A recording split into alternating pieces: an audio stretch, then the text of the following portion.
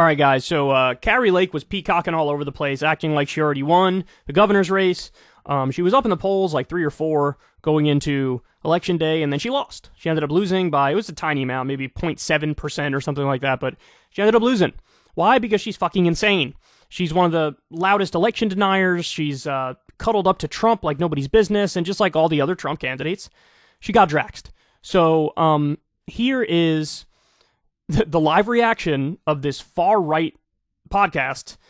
Elijah Schaefer, this guy is. I've never heard of him until now. But this is glorious, and I think this shows you what's at the core of a lot of these far-right influencers.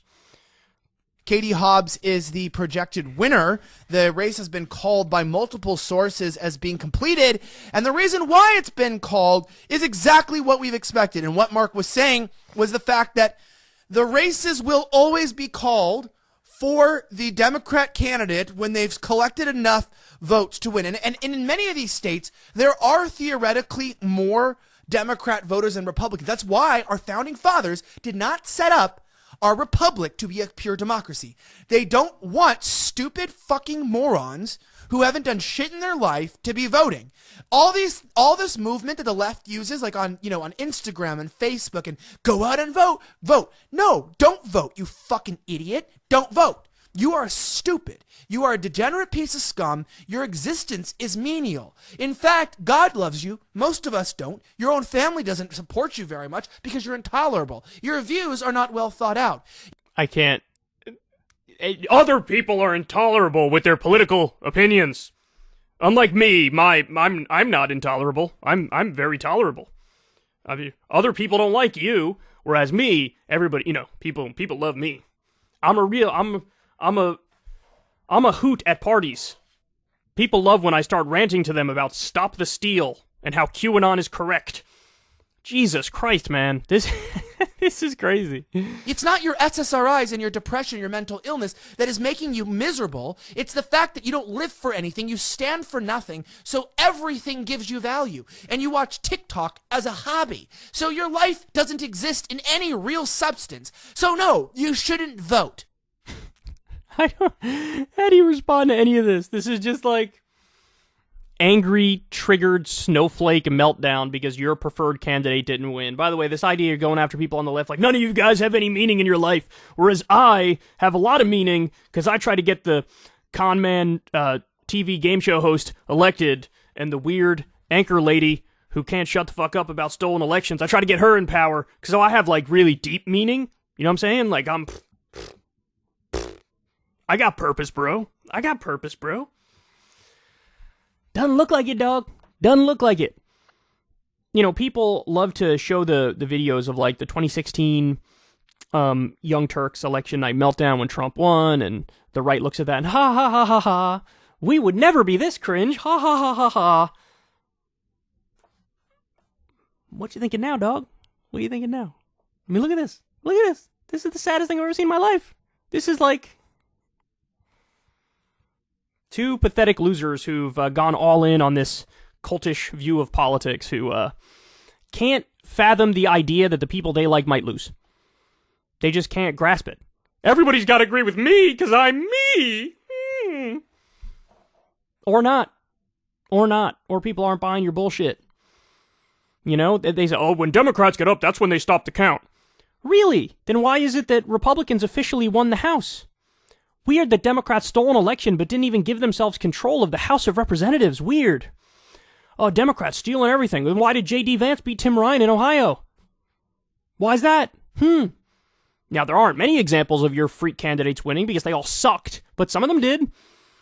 Perhaps it wasn't stolen. Perhaps you're just deeply, deeply unappealing. But no, they can't grasp that.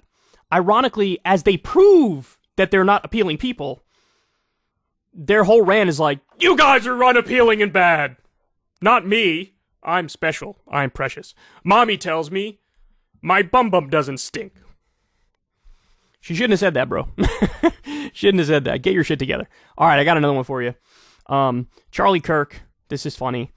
This goes from, we're doing well to, I don't know, to what have we done? This is great. I love this. This one's a little more introspective than the other one. counties in Arizona, it's usually this north-south vertical, like blue sliver. It's like all red to the eastern part of the state, and then there's just blue sliver. We just tied that, which is great. It's really good. That's a good sign. And Katie, I think Katie won that drop in Pima. Uh-oh. That's not good. Has to have happened. So let me get this straight. She's performing less than 10 points with Trump in Pima. Yeah. On the same sort of type of vote. Correct. Wow. So that's where she's at. Man, not only were tracking polls off, they were off by like 6 points. And it's incredible. Well, this is like a blue wave scenario. I mean, man, losing the Pima drop 12 points less than Trump. That hurts. But I'll tell you what. When was the last time Trump did a rally here? It was like early October.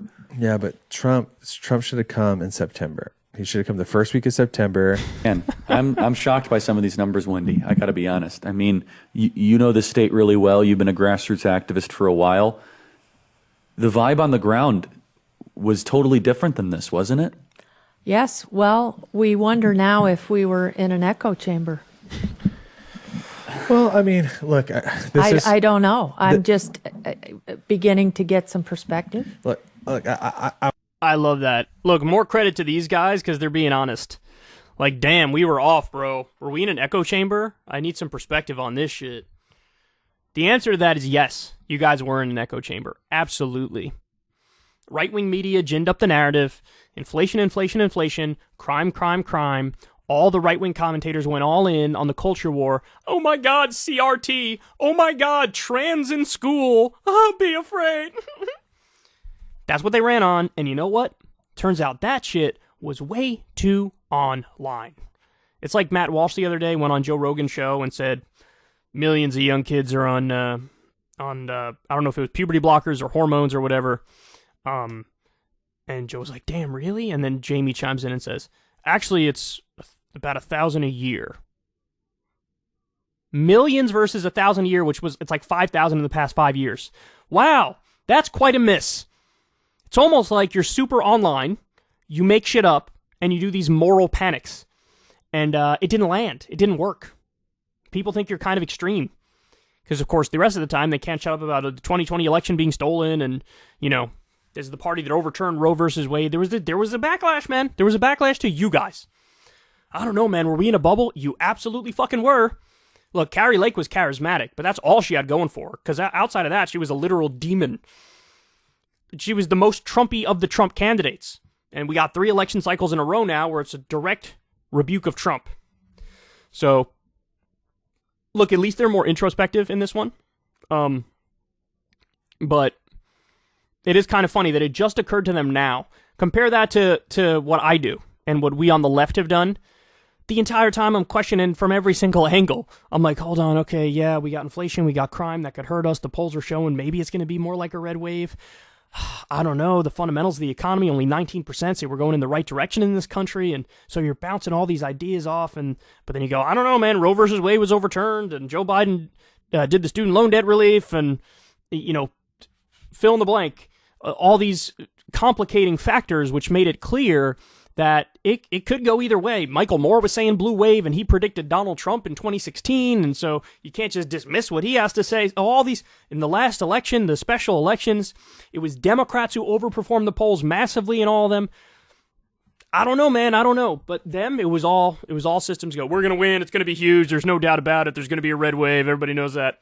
And then on election day, it's either meltdown and yell at Democrats and say, I hate you, like the other guys did, or have a little bit of a second of self-reflection. Like, I don't know, man. Were we in a bubble? Is that what's going on?